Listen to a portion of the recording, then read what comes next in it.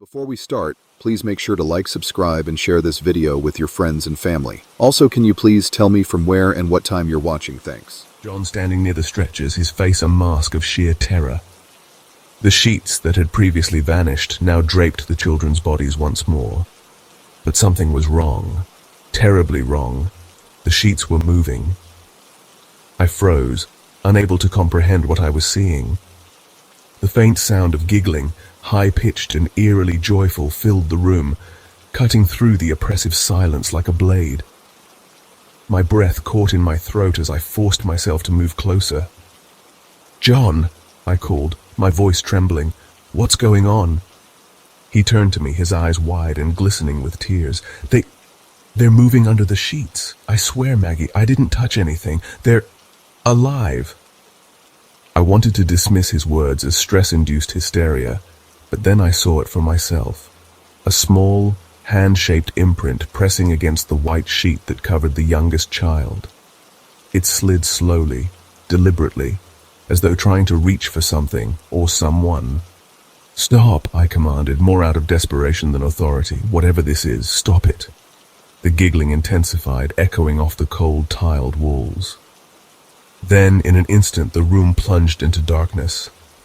The overhead lights flickered once before dying completely, leaving us enveloped in a suffocating blackness. I could hear John's ragged breathing beside me and my own heart pounding like a drum. "Stay close," I whispered, fumbling for my phone to use its flashlight. When the beam finally pierced through the darkness, the scene before me made my blood run cold. The stretchers were empty. The sheets lay discarded on the floor, crumpled as though whatever had been beneath them had risen and walked away.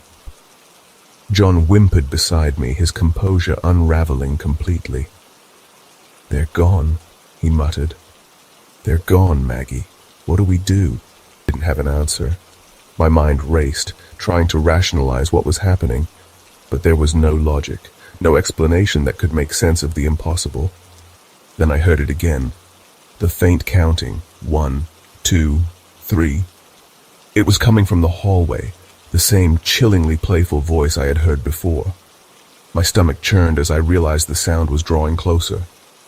"Get out of here, John," I said, my voice steadier than I felt.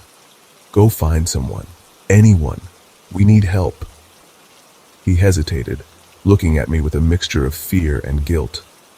"What about you?" "I'll be fine," I lied. "Just go." Reluctantly, he nodded and sprinted out of the room, his footsteps echoing in the empty corridor. I turned back to the stretchers, my flashlight shaking in my hand. The counting stopped abruptly, replaced by a soft whispering sound that seemed to come from everywhere and nowhere at once. "Why didn't you save us?" The voice was barely audible, but it carried a weight that crushed the air from my lungs. I spun around, shining my light wildly, but the room was empty. "I tried," I said aloud, unsure if I was speaking to myself or whatever entity had taken hold of the morgue. "I swear, I tried." The whispers grew louder, overlapping into a chaotic cacophony that made it impossible to think. Shadows began to move on the walls, taking on forms that resembled small, childlike figures. They reached out toward me, their hands stretching unnaturally long, as if to pull me into the darkness with them. "I'm sorry," I cried, my voice breaking. I didn't know you were murdered." The shadows froze, their shapes flickering like dying flames. For a moment the room fell silent, and I thought it was over. But then a cold, tiny hand touched mine. I screamed and jerked my hand away, dropping the flashlight. It hit the floor and spun, casting disorienting beams of light across the room. When I bent to retrieve it, I saw them. 3 pale, translucent figures standing side by side. Their faces were unmistakable. The boy, the girl, and the older child we had examined earlier. "Help us," the boy whispered, his voice trembling with a mixture of fear and desperation. "Don't let him hurt us again." "Him?" I asked, my voice barely a whisper. "Who's him?" Before they could answer, a low, guttural growl filled the room, sending a wave of primal fear through me. The children's spectral forms flickered and began to fade, their expressions shifting from pleading to pure terror. "He's coming," the older child warned. "Run!" The room erupted in chaos. The lights flickered violently, and a deep, oppressive shadow began to seep through the walls, coalescing into a towering figure with glowing red eyes. I didn't wait to see what it would do. Grabbing the flashlight, I bolted from the room, my only thought to find John and escape this nightmare. I found him in the main hallway, surrounded by a group of security guards and hospital staff. His face lit up when he saw me, but his relief quickly turned to alarm as he took in my disheveled state. "What happened?" he asked, grabbing my shoulders. "They're still here," I said, struggling to catch my breath. "And so is something else. Something evil." The staff exchanged skeptical glances, but I didn't care if they believed me. I knew what I had seen, and I knew we had to leave. Now. We evacuated the morgue that night, and I never set foot in it again. The children's bodies were quietly transferred to another facility, and the official report attributed their deaths to a tragic accident. But I knew the truth. Even now I can still hear their voices sometimes. Soft, distant whispers that haunt my dreams. They're waiting, trapped between worlds, their souls crying out for justice. And I fear that as long as their killer walks free, they'll never find peace. Ever since I was a little kid, I had a knack for understanding things most kids my age couldn't wrap their heads around. Especially death. While my classmates shied away from the mere mention of it, I found myself fascinated, not morbidly but curiously, like a kid studying a complex puzzle. My mum used to say I was strange, but she never stopped me from asking questions or shadowing my dad. He was a mortician, and for me, the quiet of the funeral home felt oddly calming. As I grew older, that fascination became my calling. My name is Aaron Clark, and I work as a mortician. It's not glamorous, but it's important. Every day I face death not with fear, but with respect. This isn't just a job. It's a way to honor the lives that came before, ensuring their final moments are treated with care and dignity. The story I'm about to share isn't something I tell lightly. It's not just strange, it's terrifying. And it happened to me. My first job as a mortician was in a small, sleepy town nestled between rolling hills and endless forests. It was the kind of place where everyone knew everyone, and nothing much ever happened. The funeral home, an old brick building with creaking floors and an ever-present chill, became my second home. It was here that I began to truly understand the weight of my work. One evening I was running behind schedule.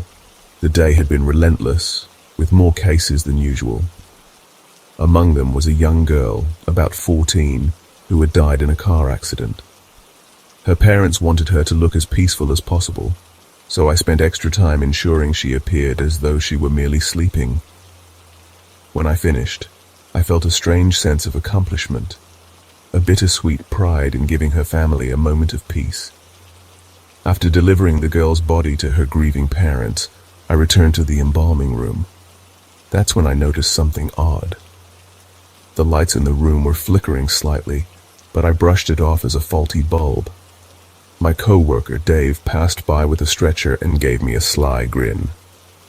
"Left you a little something special," he said over his shoulder before disappearing down the hall. I didn't think much of it until I stepped into the room.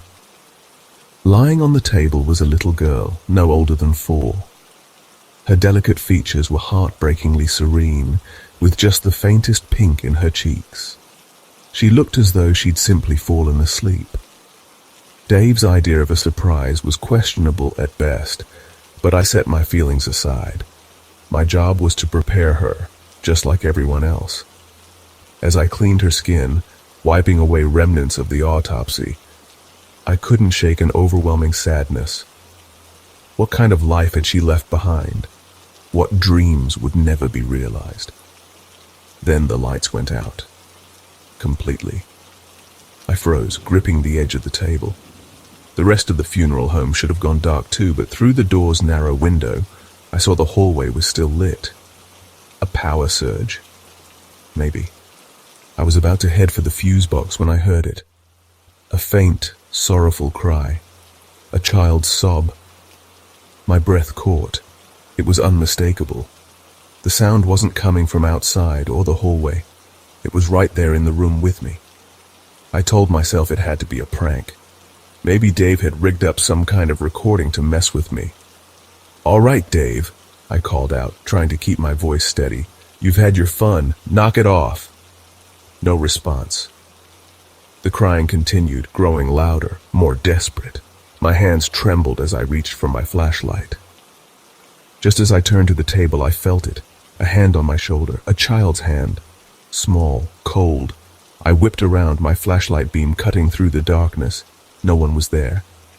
Heart racing, I aimed the light back at the table. That's when I saw it. Her eyes were open, wide. Tears streaked her cheeks, glistening in the dim light. I staggered back, nearly dropping the flashlight. "This isn't real," I whispered, but it was. I could feel it in my bones. Without thinking, I bolted out of the room, not stopping until I reached the reception area. Dave was there, sipping coffee and scrolling through his phone. He looked up, startled by my wild expression. "What's your problem?" he asked. I grabbed his arm. The little girl. Where did she come from? Who brought her in? Dave frowned. "What little girl?" "The one you left on the table." "Don't play games, Dave. This isn't funny." His confusion deepened. "Aaron, I haven't been back there since we finished with the teenager. I didn't leave any bodies for you." I dragged him back to the embalming room, desperate to prove I wasn't losing my mind. But when we entered, the table was empty. The lights were back on. The room was exactly as I'd left it, before the girl appeared. Dave looked at me like I'd lost it. "See? Nothing here. You've been working too hard." I checked the logbook, hoping for proof that she'd been real, but there was no record of her arrival. Nothing. That night I couldn't sleep. I replayed the events over and over, trying to make sense of them. Logic failed me. I wasn't the kind of person who believed in ghosts or the supernatural. But this felt real. Around midnight, as I lay on the couch in the staff room, an icy chill swept through the air. It wasn't the kind of cold you fix with a blanket. It was deeper, almost alive. I sat up, every nerve on edge. And there she was, standing in the doorway, her silhouette barely visible in the faint light. She didn't move. She just stood there, staring at me with those wide, tear-filled eyes. My chest tightened, and my breath came in shallow gasps. "What do you want?" I managed to whisper. Her lips parted, and she spoke in a voice that was soft yet piercing. "Help me." I wanted to run, to scream, but I couldn't move. The weight of her words pinned me in place. Before I could respond, she vanished, leaving behind nothing but the lingering chill. The next morning, I submitted my resignation. I couldn't stay, not after that. Even now, years later, I can still hear her voice in my dreams. Help me. I'll never know what she needed or why she came to me, but one thing is certain. Some mysteries aren't meant to be solved. It was supposed to be just another day at work, or so I thought. My name is Ethan Calloway, and for the past 3 years, I've been working at a private funeral home nestled in the heart of a quiet New England town. It wasn't glamorous work, but it was steady, and in some ways it felt important, a way to honor lives now past. That illusion of dignity shattered the day I walked into the embalming room and saw the unthinkable. Mrs. Adeline Marsh, a beloved figure in our community, was seated upright in front of a camera. Her pale, lifeless body was manipulated like a macabre puppet, while Clara, my colleague, directed the grotesque scene. Her hands moved with precision, adjusting Mrs. Marsh's head for the perfect angle, a wicked smile playing on her lips. The sharp scent of formaldehyde mixed with the unsettling hum of Clara's laughter. "What are you doing?" I shouted, my voice trembling with equal parts anger and disbelief. This is disgusting. Clara turned her head slowly, unfazed by my outrage. Relax, Ethan. It's for the family. They'll pay extra for this. I froze. The weight of my own culpability hit me like a freight train. I'd been the one who set this horrifying chain of events in motion. It all started 2 years earlier, during the winter of 2021. The pandemic was still raging and death felt omnipresent. Our funeral home, like many others, was overwhelmed. Refrigerated trucks lined hospital parking lots, morgues ran out of space, and every day felt like a losing battle against the inevitable. Families weren't allowed to attend viewings or say proper goodbyes. Protocols were strict. Bodies were sealed in coffins or cremated immediately. The grief was suffocating, and we were its unwilling gatekeepers. One afternoon, a man named Sam, a childhood friend I hadn't seen in years, came to me, his eyes red from crying. His father had passed away, and the thought of not being able to say goodbye gnawed at him. "Ethan, please," he begged. "Just a picture. One photo. I need to know he's really gone, that he's at peace." I hesitated. The rules were clear, but looking at Sam, broken and desperate, I caved. Slipping into the preparation room, I took a single, solemn photo of his father and handed it over. Sam hugged me, tears spilling down his cheeks, and pressed a crumpled $20 bill into my hand. I didn't want it, but he insisted. "Thank you. This means the world to me," he said. "I thought it was a one-time act of kindness. I was wrong." Clara had seen me take the photo. She approached me the next day, her sharp features lit with a kind of cruel excitement. "You know, Ethan, you're onto something," she said. "We could make this a service. Offer families a chance to see their loved ones one last time. For a fee, of course." "No," I said immediately. "It's wrong." But Clara was persistent. Her arguments chipped away at me over weeks. "We're helping them," she would say. "Closure, Ethan. Isn't that what this job is about?" Eventually, I relented. Not because I agreed, but because I was exhausted. The moral lines blurred too easily in the chaos of those days. What started with discreet photos soon escalated. Clara, ever the opportunist, began pushing for videos. She even added creative touches, adjusting the deceased to appear more lifelike. It was grotesque, but families were willing to pay, and Clara was making a small fortune. Things took a darker turn 3 months into this operation. One evening, as I stayed late to finish paperwork, I began hearing faint whispers. At first I thought it was the wind, but the voices grew louder, more distinct. "Why?" they whispered, their tones filled with anguish.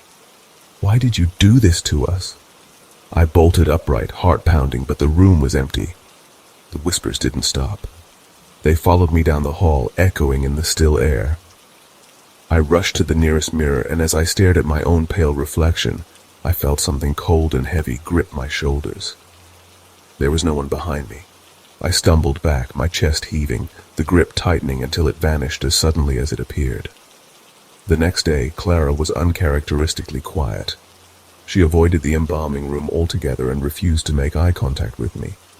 My unease grew when I noticed her whispering with some of our co-workers, all of whom fell silent the moment I entered the room. That evening, I stayed late again, determined to uncover the truth. As I rounded the corner near the embalming room, I saw Clara handing an envelope to a stranger. He was gaunt, with sunken eyes and a jittery demeanor. My stomach churned. "Who was that?" I demanded once the man left. "No one," she snapped. "Mind your own business, Ethan." But it was my business. This had gone far beyond any semblance of decency. A week later, as I walked home, I encountered a peculiar old man dressed in a grey overcoat and a battered fedora. He stopped me on the sidewalk, his piercing blue eyes locking onto mine. "You need to stop," he said, his voice raspy and low. "Stop what?" I asked, though I already knew. "You've disrespected the dead. They know and they're angry. If you don't end this, they will." Before I could respond, he turned and disappeared into the night. The warnings escalated. The whispers returned, louder and more insistent. My co-workers began complaining of strange occurrences. Lights flickering, objects moving on their own. Clara grew paranoid, insisting someone was following her. Then one morning, she didn't show up to work. When I called her, she answered in a whisper. "They're here, Ethan. They're in my house." "Who?" I asked, my voice shaking. "The dead," she said before the line went dead. 2 days later, Clara's body was found in her apartment. The cause of death was ruled a heart attack. But I knew better. The old man's words echoed in my mind. They will. I resigned from the funeral home that same day. The whispers stopped, but the guilt never did. Sometimes when I walk past a mirror, I catch a glimpse of something, a shadow, a movement that doesn't belong. I'll never know if it's them or just my own mind playing tricks. But I'll always remember the old man's warning. The dead don't forgive. It started as just another late shift, but that night the air felt heavy, like the building itself was holding its breath. My name is Ella, and I'd been working at the hospital morgue for 6 months, a job most people wouldn't take, but the quiet suited me. That night, though, was anything but quiet. The morgue lights hummed faintly overhead as I walked into the room. My colleague Matt was already there, standing near the stretchers with a look that made my stomach twist. He wasn't the kind of guy who spooked easily, but his face was pale, his eyes darting around as if expecting something to jump out at him. "What's wrong?" I asked, my voice low but steady. He pointed at the stretchers. There were 3 of them, lined up neatly, the bodies covered in white sheets. But the sheets, they were moving. Slowly, almost imperceptibly, like something beneath them was shifting. "I didn't touch anything," Matt stammered, his voice barely above a whisper. "They just started moving." I wanted to tell him he was imagining things, that maybe the air conditioning was causing the fabric to stir, but the moment I stepped closer, I saw it for myself. A small handprint pressed against one of the sheets, tiny fingers pushing up from underneath. My breath hitched, and I instinctively took a step back. "What the hell?" I whispered. Before I could finish, a faint giggle echoed through the room. High-pitched and childlike, it sent a chill down my spine. Matt and I froze, exchanging a look that needed no words. We weren't alone. "Turn on the lights," I said, my voice trembling. But just as Matt reached for the switch, the room plunged into darkness. The overhead lights flickered once, then died, leaving us enveloped in shadows. I fumbled for my phone, my hands shaking as I activated the flashlight. The beam cut through the darkness, revealing a scene that made my blood run cold. "They're gone," Matt choked out, his voice trembling. "Ella, what's happening?" "I don't know," Ella said, trying to keep her voice steady, though her heart was pounding in her chest. "But we need to leave, now." As they turned to go, a soft voice echoed from the hallway outside. 1, 2, 3. It was a child's voice, playful but laced with something sinister. The sound drew closer with each count, and Ella's legs felt like lead as she tried to move. "Go find help," Ella told Matt, shoving him toward the door. "What? No way." "Just go!" she snapped, more out of fear than anger. Reluctantly, Matt nodded and bolted, his footsteps echoing in the silence. Ella turned back toward the stretchers, her flashlight shaking in her grip. The giggling started again, closer this time, and then Ella saw them. Shadows flickering on the walls, their forms small and childlike. They moved unnaturally, their limbs bending at impossible angles as they crept closer. "Why didn't you save us?" a voice whispered. It was soft, almost gentle, but it carried a weight that made Ella's knees buckle. "I don't know what you mean. I don't even know who you are." The shadows stilled for a moment. Then one of them stepped forward. It wasn't a shadow anymore. It was a boy, no older than 8, his translucent form glowing faintly in the dark. Behind him, 2 other figures appeared, a girl with pigtails and an older child who might have been a teenager. Their faces were pale, their eyes wide with fear. "Help us, don't let him hurt us again." Who hurt you?" Before he could answer, a low growl filled the room, a sound so deep and guttural it made the walls vibrate. The children's faces twisted in terror, and they began to fade. "He's coming, run!" I didn't need to be told twice. Grabbing my flashlight, I sprinted for the door, my mind racing. I found Matt in the hallway, surrounded by security guards and hospital staff. He looked relieved to see her, but his expression quickly changed when he saw the panic on her face. "They're still here, and something else is too, something evil." The staff exchanged skeptical looks, but she didn't care. I grabbed Matt's arm and pulled him toward the exit.